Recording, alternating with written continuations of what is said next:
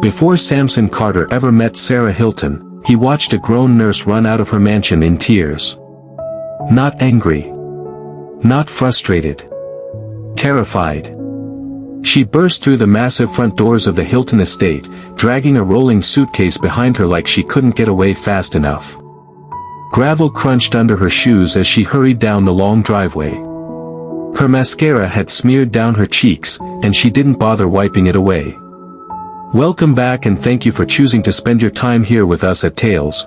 Your presence means everything, and we promise this story will stay with you long after it ends. If you believe in stories that change perspectives, hit that subscribe button and drop a comment telling us where you're watching from. Let's build this community together. Now, let's get into the story. She just kept walking. At the front gate, the estate manager stood perfectly still, watching her disappear down the hill. He didn't chase her. He didn't try to stop her. He simply waited. A moment later, a white delivery van pulled slowly up to the gate.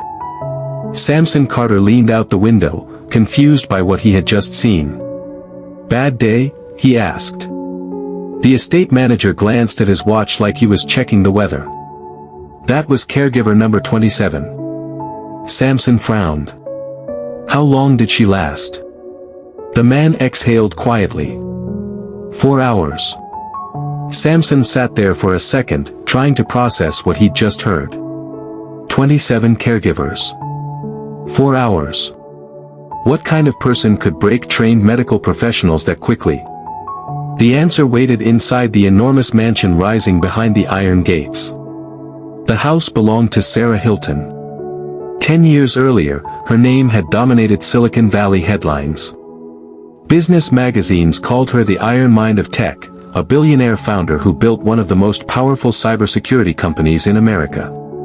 But the woman inside that mansion now wasn't the same person. Because after the helicopter crash near Lake Tahoe, Sarah Hilton never walked again. And ever since that day, no one who worked for her had managed to stay. Sarah Hilton had once been untouchable. 10 years earlier, she ruled Silicon Valley with a mind as sharp as a scalpel and a business acumen that turned her cybersecurity company into a powerhouse. Banks, hospitals, even federal agencies relied on her systems to protect their most sensitive data. The media called her the Iron Mind of Silicon Valley. She was brilliant, ruthless, and utterly untouchable. Then came the accident. A private helicopter crash near Lake Tahoe left Sarah alive, but paralyzed from the waist down. Overnight, the woman who had commanded billion-dollar negotiations and led a team of hundreds became dependent on others for the simplest tasks, moving from her bed to a chair, eating without assistance, even navigating the corridors of her sprawling mansion. Sarah hated it. She hated the helplessness. She hated the sympathy. She hated being seen as weak. Over the following months, her estate became a revolving door of caregivers. Doctors, specialists, trained nurses, each arrived confident, determined, and skilled. And each left broken, some in hours, others in days. Not because they were incompetent. Because Sarah Hilton had a way of testing their limits, exposing every insecurity, and crushing anyone who underestimated her. By the time the 27th caregiver quit, Gerald Whitaker, her estate manager, had stopped being surprised. The mansion's halls echoed with failure, but the job listing for a new caregiver remained posted. The cycle was endless, until someone unexpected arrived.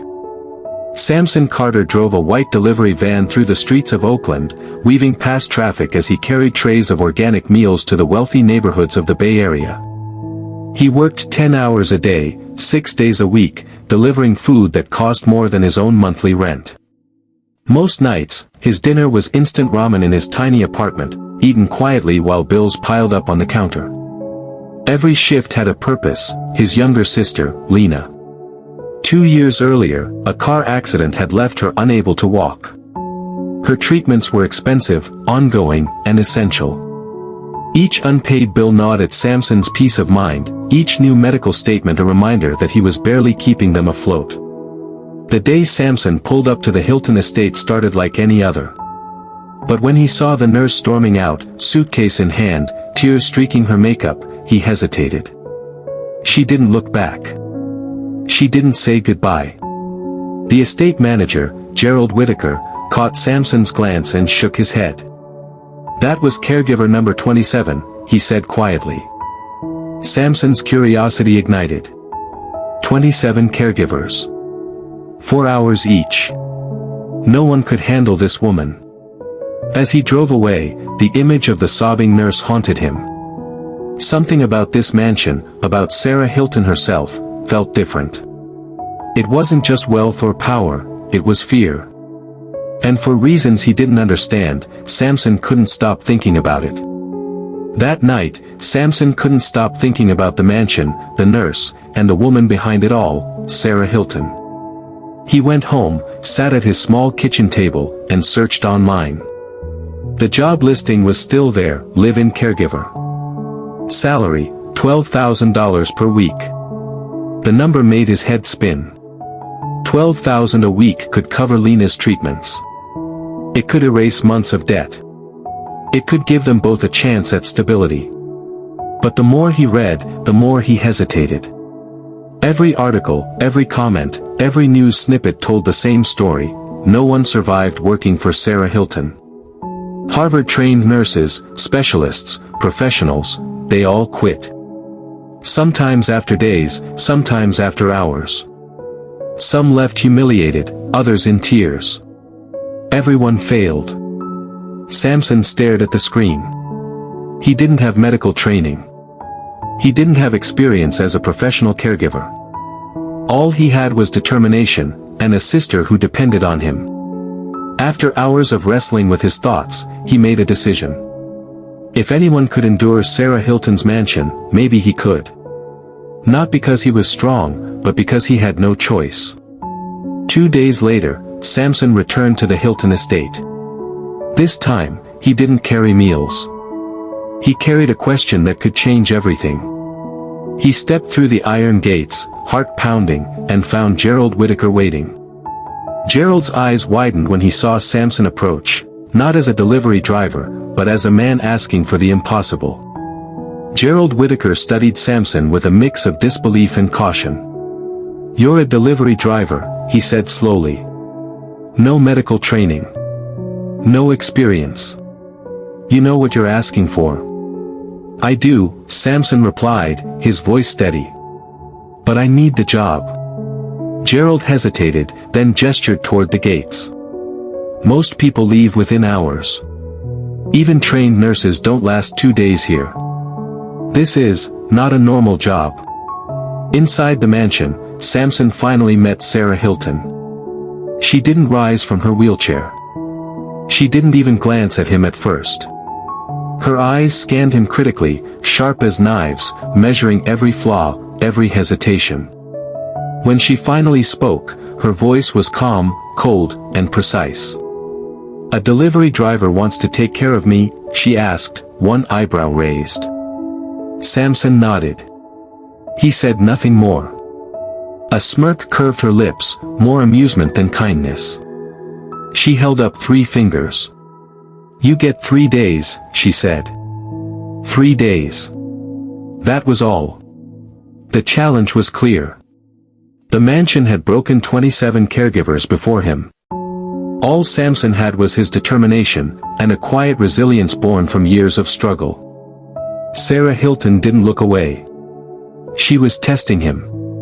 Measuring whether he would bend, break, or simply disappear. Samson understood that the rules had already been written.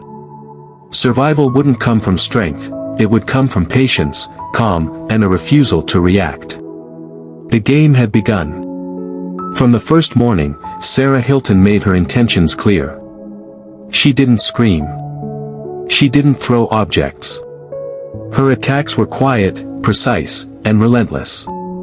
"How did you learn to push a wheelchair like that?" she asked sharply, watching his every move. Samson adjusted the brakes and replied calmly, "Trial and error." "Trial and error," she echoed, a hint of mockery in her tone. "Do you even know what you're doing? Or are you just guessing like everything else in your life?" She criticized the way he handed her medication, the way he stacked her pillows, even how he stood in the room. She questioned his wages, his apartment, his life. Each comment felt like a carefully aimed arrow. Most people would have snapped.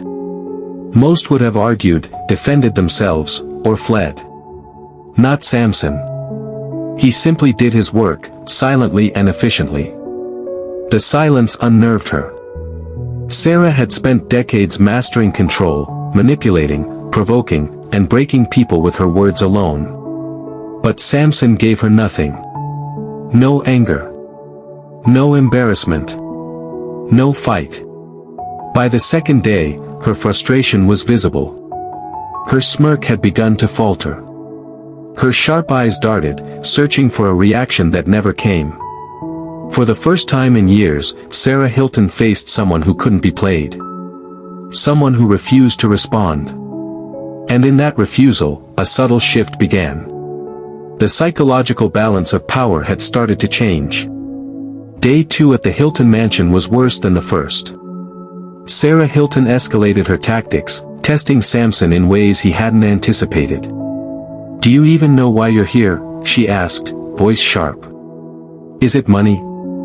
Or do you just enjoy failing at things you don't understand?" Samson met her gaze calmly. "I need the job," he said simply. No excuses, no anger. Her eyes narrowed. "Need? That's rich. You deliver overpriced meals for a living. Is this your life? Is this all you've got?" Samson didn't flinch. He continued his work quietly, moving her wheelchair, arranging her medications, adjusting her pillows. The room seemed to pulse with tension, each silent action a challenge to her authority.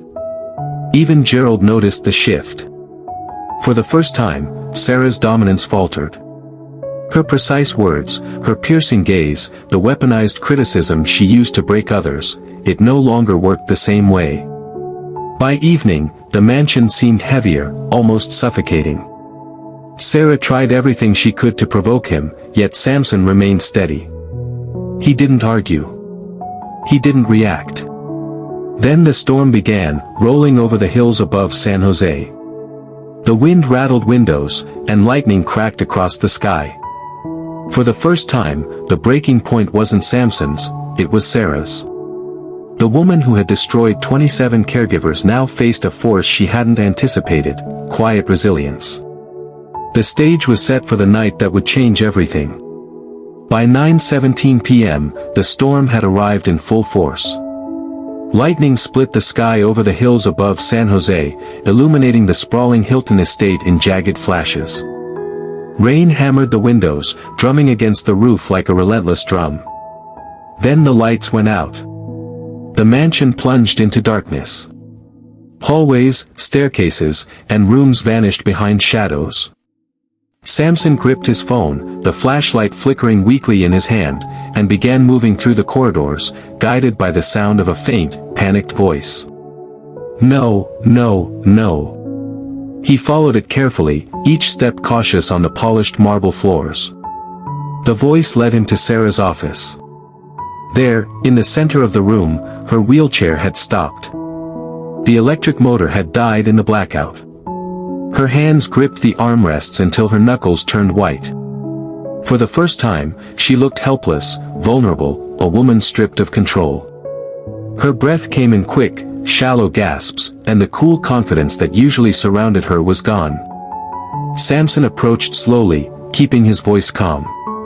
"It's okay. I've got you."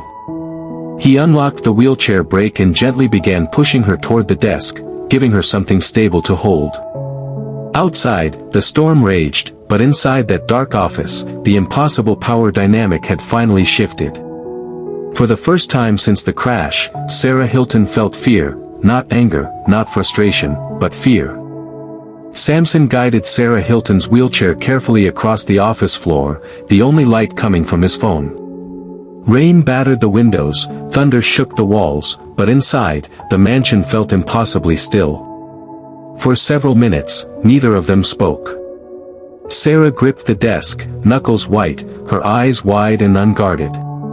The woman who had commanded billion-dollar negotiations, destroyed trained professionals, and controlled everyone around her now looked small, human, fragile. Finally, she spoke, voice quieter than he had ever heard. "Why, are you still here?" Samson shrugged. "My sister can't walk either," he said simply. The words hung in the room. For the first time since the accident, Sarah didn't have an answer. Her carefully built walls of anger and control began to crack. She looked at him not as a billionaire, not as a boss, but as another human being who understood loss, fear, and helplessness. Outside, the storm continued to rage, but inside the mansion, something had shifted. Samson hadn't just survived the impossible job, he had changed it. And for Sarah Hilton, someone finally understood what she had lost. Someone finally stayed. The impossible challenge that had broken 27 caregivers had met its match.